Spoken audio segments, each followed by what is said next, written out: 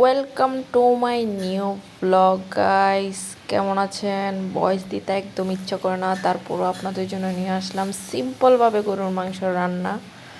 So চলেন আজকে আমি গরুর মাংস রান্না করি। প্রথমে পাতিলে তেল দিয়ে দিবেন, এর মধ্যে গোটা গরম মশলা দিবেন, আপনাদের হাতের কাছে যা আছে আর কি ওই রকম। বেশি কিছু দিতে হবে না, দারচিনি, এলাচ, তেজপাতা, লং এগুলো দিয়ে দিবেন। এগুলো সবার হাতের কাছেই থাকে। সো এখানে হচ্ছে আপনি আদা রসুন বাটা দিয়ে দিবেন। এগুলা একটু করে নেড়ে ছিঁড়ে গন্ধটা যেন চলে যায়, কাঁচা গন্ধটা, ততক্ষণ পর্যন্ত ওয়েট করবেন।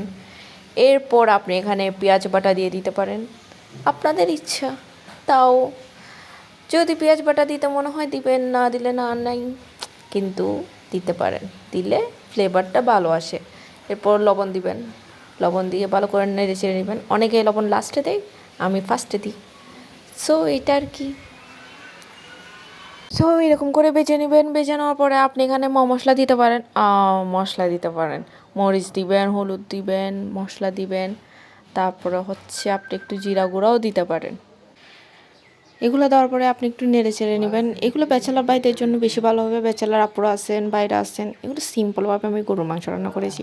অনেকভাবে মানুষ রান্না করে, অনেক টেকনিক দেখায়, অনেক মশলা দেয়, এই বাটা সেই বাটা। এগুলো দিই না, আমি যেটা হাতের কাছে পাই ওগুলো দিয়ে রান্না করি।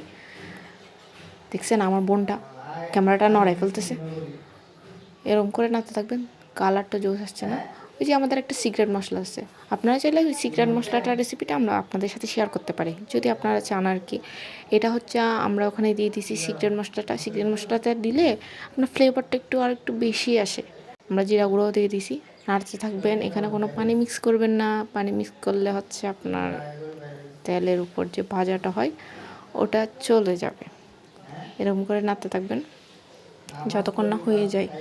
দেখবেন যখন তেল উপরে ভেসে উঠে যায় তখন আপনি আলু আর মাংস দিয়ে দেবেন। মাংসের সাথে আলু না দিলে তো চলেই না, আলু হচ্ছে সবার সাথে মিশে যায়, যেমন মাংসের সাথে, যেমন তরকারির সাথে, সব কিছুর সাথে মিশে যায়। আর আলু অনেকেই পছন্দ করে মাংসের সাথে খাওয়ার, ওই জন্য দিয়ে দিছি, আমরাও খাই। এরকম দেখছেন কালারটা কী আসছে না? এরকম করে কালারটা নিয়ে আসবেন আপনারা। আর ট্রাই করতে ভুলবেন না, অবশ্যই ট্রাই করবেন। যদি আমার চ্যানেল থেকে দেখে থাকেন অবশ্যই একটা সাবস্ক্রাইব করে দিবেন, পাশে থাকা বেল আইকনটি চাপ দিবেন যেন আমার নতুন ভিডিও আসার সাথে সাথে আপনাদের কাছে চলে যায়। আর পেজে হলে অবশ্যই লাইক কমেন্ট শেয়ার করতে ভুলবেন না।